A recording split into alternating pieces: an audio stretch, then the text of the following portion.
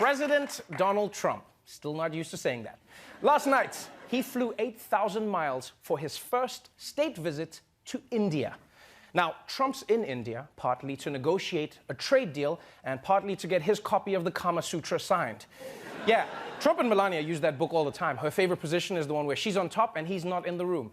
Now, you might be wondering, how would a country full of brown people react to a visit from Donald Trump? Well, it turns out from the moment Trump arrived, it was love at first sight.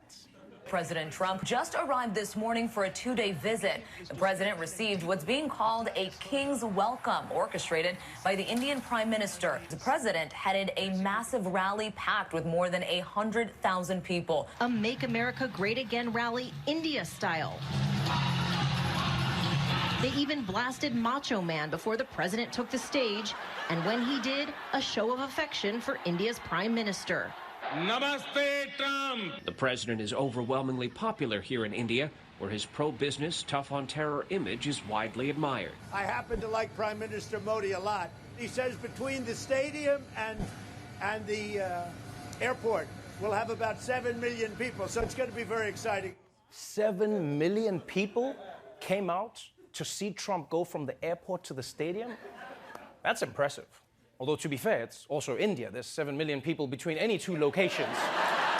Yeah, I mean, the line at Indian Starbucks is 7 million people.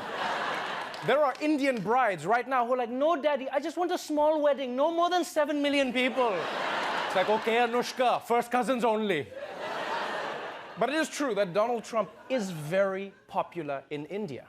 Right? Some like him because of his anti-Muslim rhetoric. Some like him because of his business savvy. And all of them like him because his skin looks like tikka masala. And since India is so fond of President Donald Jaipal Trump, they pulled out all the stops for his visits. At India's famous Taj Mahal, workers paint, spruce and polish. Roads are renovated, and nearby, the Yamuna River rises as millions of litres of water are released to cover its foul, polluted smell. Preparations included a hastily built wall that critics say was meant to block the view of a slum, keeping thousands of poor people out of sight. Yeah, India is trying so hard to impress Trump that they're building new roads, cleaning up dams, and even building a wall to hide their slums. And you know Trump's got to love that. He's just like, you see, they built a wall, and I haven't seen a single Mexican. It works, folks. Now, India cleaning its rivers and streets for Trump might seem extreme, but if you think about it, this is basically what guys do whenever a girl says she's coming over, right? Yeah, you make the bed, pick up your clothes, hide all your junk in the closet, then she calls and says she can't make it, and you're like, damn it, so I flushed the toilet for nothing?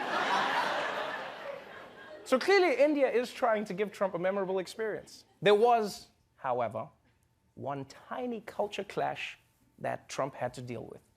Donald Trump is in India this morning, but he could be forced to go without his favourite meals of burgers and steaks. India's Prime Minister, Narendra Modi, a devout vegetarian, plans not to serve any meat to the president during his visit. One person who's familiar with President Trump's eating habits has told the media they're worried about how he'll cope with the lack of meat, saying, "I have never seen him eat a vegetable."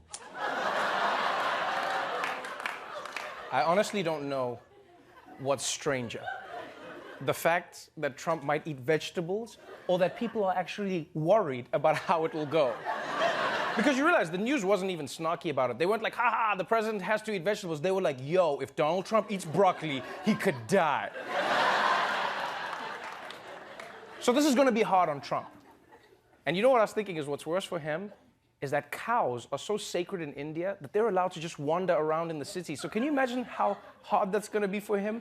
He hasn't eaten beef for 2 days, and then he's just going to start seeing cows in the streets, and he's going to be like, oh my God, I'm hallucinating. All the cows I've eaten have come back to haunt me. I'm sorry, cows.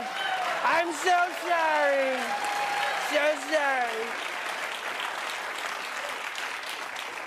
But I will say I'm impressed because despite the beef issue, Trump is making the best of his India trip. In fact, he even made an effort to show the Indian people how much he respects them by trying to speak their language. And it went about as well as you would think. India welcomes us at the world's largest cricket stadium right here in Ahmedabad. Namaste, Chiwala, Gujarat, Sardar Patel, Ashram, Sachin Tendulkar, Gujarat, Goa, Diwali. As the great religious teacher Swami Vivekanand once said.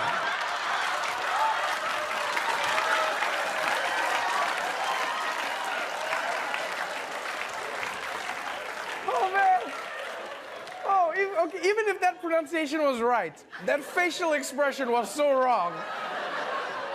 That looked like the most exercise he's gotten in decades. Just like, come on. All right, that's my steps for the day. I'm done. Oh, man.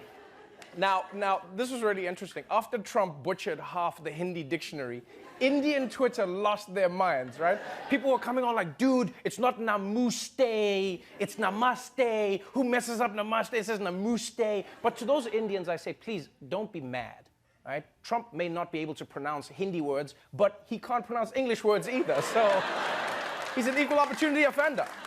And besides, think about it. It would have been way scarier if Trump had come out all fluent in Hindi. Can you imagine if he just came out and he's like, "Kaise tumhare dil? Main tumse pyar, aapka baal bahut sundar hai. Kuch hote aaye, bigly." It would have been weird. So, that was day one of President Trump's trip to India. And you know what? I'm proud of the president. I'm really proud of him for teaching us a valuable lesson. And that is no matter how old you are, you can still go to new places, make new friends, and have new mind-blowing experiences like eating a carrot for the first time.